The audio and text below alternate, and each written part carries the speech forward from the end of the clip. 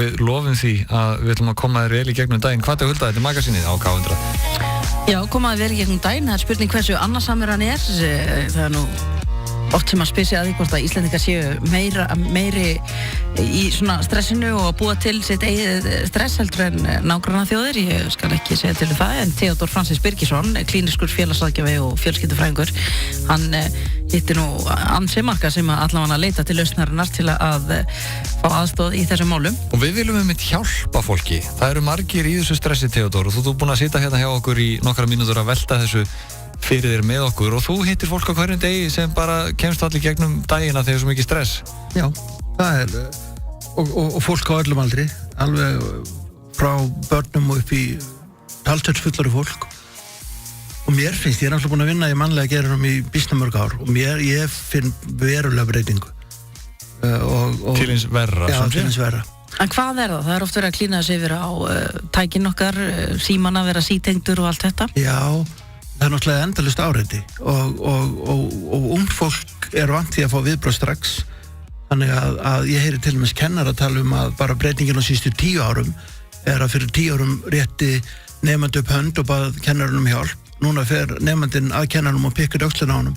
Þar til að kennari segir hvað og þá eru 3 aðrir búin að vera að pikka líka. Þú veist því að það er ekki þorrum að því? Nei, það bara þarf viðbrögð núna 1, 2 og 3.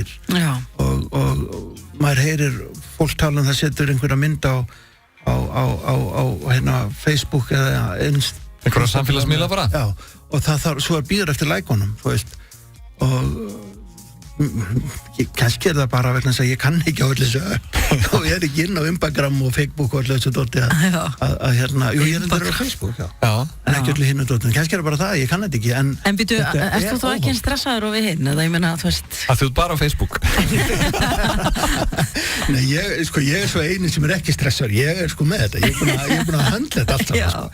Þú varst nú að segja okkur hérna, ég ætla að kjafta þig bara alveg sem við borga fyrir það, sko. Þú varst nú að segja okkur að þú kannast nú oft við þau merki sem talaðir á námskeiðunum. Bara þegar ég satt námskeið samstarfsmanna minna sem er að kenna kulnun, þá hugsa ég okkur í ósköpunum með fólki að tala mig.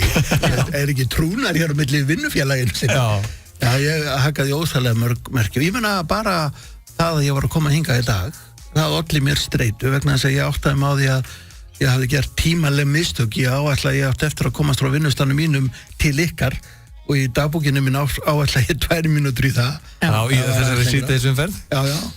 Og svo þegar ég keyri hér upp á húsinu þá sé í hvor húsinu er þetta aftur. Þannig að ég þurfti að taka sénsinn á því að þetta væri örugglega hér. Það var heilmikil streit í því. Já, letið ekki vita að þetta væri ekki prentsmiðan. Það er svo margir sem fara óvart í prentsmiðuna. Því prentsmiðan er mert Morgunblaðið. Ég geta velur að láta mig vita en þá las ég það ekki, sko, því ég var náttúrulega að flýta mér í næsta viðtal. Já, alveg. Þá langar mér svolítið að spyrja því að við vorum að ræða vaffer-auglýsingarnar hérna daginn og ég spyr mér líka að því, þú veist, í alvöru geta verið að þjóðin sé bara öll í kulnun, þú veist, að því að fólk er líka farið að bara tala kulnun eins og þetta sé bara, þú veist, eðlilegasti hlutur í heimi. Það hljóta líka einhver mörk þarna. Við getum ekki öll verið að kulna. Það er búið sjúkdómsvæði þetta meinar þannig. Ég hitti stundum einstaklingar sem að segja mér að vera algjörlega gjörsamlega útbrunnir og tóku sér bara 2 vikna frí og fóru á Tenerife og komu alveg stálslegnir tilbaka. Það er ekki einstaklingur í börnóti. Vegna þess að börnóti er bara mjög alvarlegt sjúkdómsástand og börnót lýsir sér mörgu leiti eins og þreyta og streita og allt þetta, en ef þú svo greininga við mig til dæmis þunglindis, þá er allir einstaklingar í mikilli hættu við að upplifa einhver einkenni af þunglindi einhvern tímann á lífsleiðinni en fá aldrei sjúkdómsgreiningun á þunglindur því að þú þarf þá að uppfylla x mörg skilir í x langan tíma.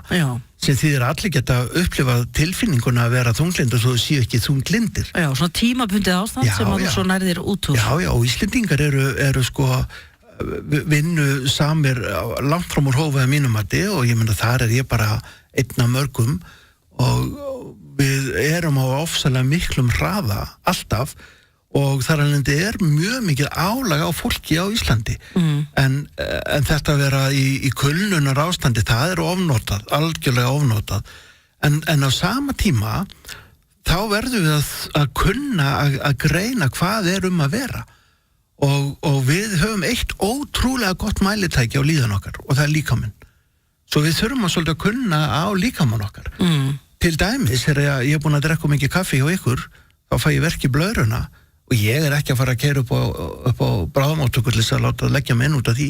Ég veit nákvæmlega hvað að gerast.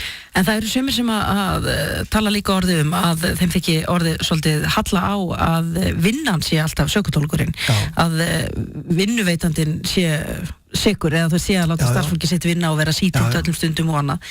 Hvar liggja þessi mörk? Þetta kannski eitthvað sem að einstaklingarnir eru líka að hlaða á sig utan vinnutíman eða hvar greinir það? Það alltaf verið ykkur sporti og marathoni og crossfit og hvað þetta heitir. Þú þarft að vera fullkomin í öllu. Enga lífið er farið að flækjast fyrir vinnunni, segja sumir. Já. Ég held að á í mörgum tilfellum hefur þetta ekki með vinnun að gera nema einhverju leiti, hefur meira að gera með hvernig þú rástafa tímanuðinum utan vinnuna hennar.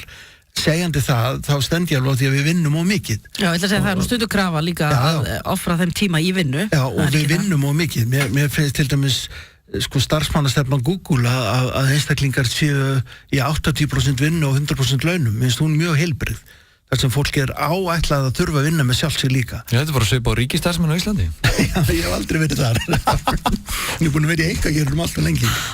Ekki 50-50, loka fyrir hann 1. Það var gaman brandar á RÚV, sko, hvað vinna margir á RÚV, ég er svona cirka helmingur. Já, var ekki líka bara að vera með, taka þá. En sko, hvernig við ráðstöfum frítímanum okkar, það er alltaf okkar ábyrgð. Ég get ekki kennt vinnunum minn það. Og þar kemur þessi endalausa pressa frá til dæmis samfélagsmiðlum, einmitt þetta, þú átt að vera að uppfylla alla draum og væntingar núna og á leiðin í það, þá þarftu að muna mæta eins og hérna við sjáum, það þarf að fara í ræktina, það þarf að fara á tónleika, og nú er að koma hérna flotti söngvarinn, og hérna, og þetta ætla að fara á hann og svo þurfum við líka náttúrulega að hlaupa marathon og við þurfum að vera menningaleg og svo þurfum við að vera í ræktinni og oft og svo þurfum við náttúrulega að passa að mataræsi örglega rétt, þannig að við þurfum að taka heilmikinn tími að læra að búa til nýjar máltíðir því að sviðakjamin er ekki lengur hollur. En veitu, þú er bara máleikur mjög erfiða minn. Hvað segir við fólk sem kemur á námskeiði til ykkar til lausnarina? Þú lítur að vera með eitthvað lausnir. Þú bara fylur upp vandræði. Nú er að fá fólk til að koma á námskeiði. Við segjum við fólk bara, þetta er búið. Þú komst svo seint, þetta er búið. Borgaðu fram mig. Nei, þú ert ekki að fara á Ed Sheeran. Nei, það við segjum við fólk við erum alltaf ábyrg sjálf. Ég er ábyrgur fyrir mínu lífi. Mín heitilska er ekki ábyrg fyrir mínu lífi, börnin mín eru það ekki, ég er bara ábyrgur fyrir mínu lífi. Og það sem að mínir samstarfsmenn, hún Ragnheiður og Katrín sem er að kenna kulnunarnámskeiði hjá lausninni, það sem þær að kenna fólki er að vita hvenar þú farin að sýna tilfinningarleg eða líkamleg einkenni þess að eitthvað sé farið að vera úr lagi. Og við viljum gjarnan hjálpa fólki að grípa inn í áður en það komið í ástand. Já. Því að ef þú klessir á vegginn, þá ferð ekki 2 vikur á Tenerife, þá ferðu bara í 1 ár í veikindaleyfi. Við erum að tala um bara algjört niðurbrot, þar sem að einstaklingar uppfylla flest greiningaviðmið til dæmis bæði kvíða og þunglindis í því ferli öllu saman. Svo við erum að hvetja fólk til þess að hægja á núna. Núna er tækifæri til þess að hægja aðeins á og athuga af hverju líður mér eins og mér líður. Og þá koma einkenni eins og af hverju finnst mér ekki lengur gaman að hitta fólk eins og mér þótti. Af hverju hef ég ekki lengur áhuga á kynlífi til dæmis. Af hverju er það sem áður var ofsalega skemmtilegt bara orðið ofboðslega erfitt og leiðilegt. Þetta er svona einkenni sem að ótrúlega margir uppfylla. Þannig að þegar ég fæ fólk til mín þá ég spyr mjög gjarnan þessar spurningar.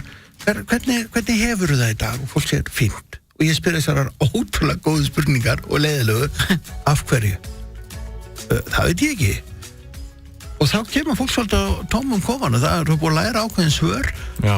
En svo veit ekki hvernig þeim líður. Og flestir sem ég hitta, þeir vita ekki hvernig þeim líður. Nei. Og svo fer maður að taka svona 1 lag af lauknum í einu og þá kemur bara ljósa að hjá mörgum er lífið bara alls ekkert eins skemmtilegt og það lítur út á Facebook. Og fullkomna ímynd og ég tala ekki því að fólk kemur ófylltir að því viðtal. Það bara Guðminn góður.